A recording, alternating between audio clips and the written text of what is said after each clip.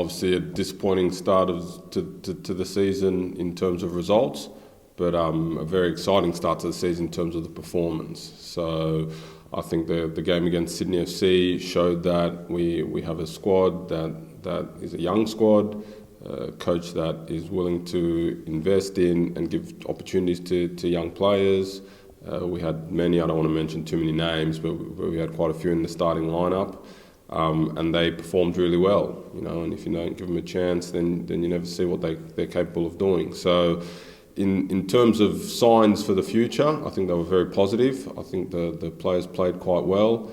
Disappointing to lose in the final minutes, as always, but I think there's a lot to look forward to, and a massive 10 days coming up for the players and the club. We've gotten the news that Elsie will miss this weekend's game. He's got a knee injury at this stage. But that's another opportunity for one of the young boys to step up.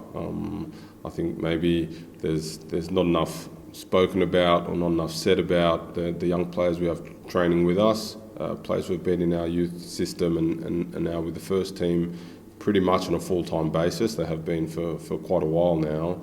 You've got Yared, you've got Cooper Nunn, you've got Dakota, you've got Noah Smith, and you also got Jai King. These are the type of guys that maybe the fans and members don't quite know about yet because they haven't been given their opportunity. But with these injuries starting to creep into the squad, then that opens the door for one of these young boys to come through. I mean, Alassane Touré is probably the best example I can give of that. They've tried to find a striker, we've tried to find a striker, and I think they had Genghis before, they had Baba who unfortunately had a lot of injuries, but Alassane Touré maybe as a 17-year-old comes through to the fore, not as a 19-year-old if they give him the chance back then and not now. So hopefully we're looking to unearth some other gems. We've got a lot of belief in them. They've been up with the first team pretty much full time for a reason. Gertjan's very impressed with them.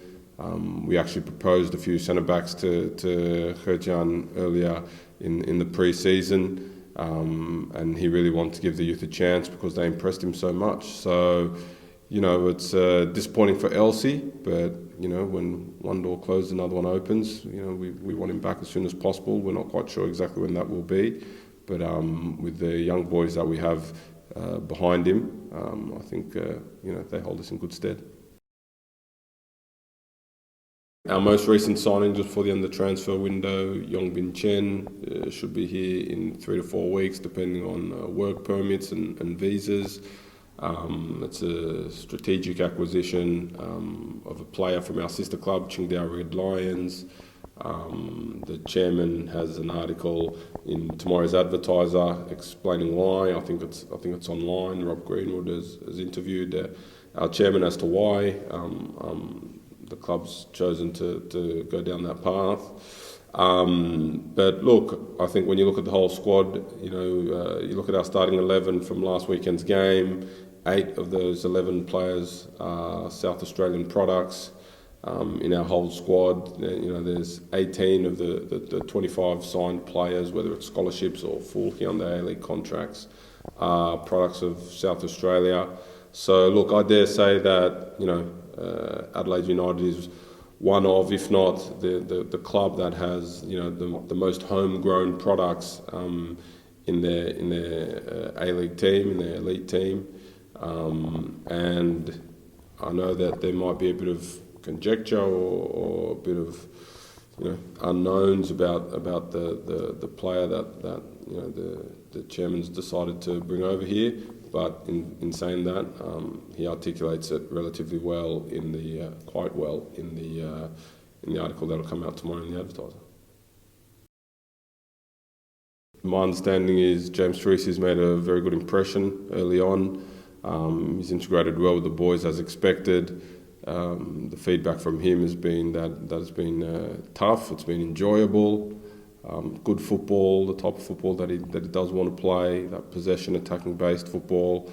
He'll be named in the squad for this weekend. Whether he plays or not or anything like that is completely up to the coach, but my understanding is that he will be in the squad.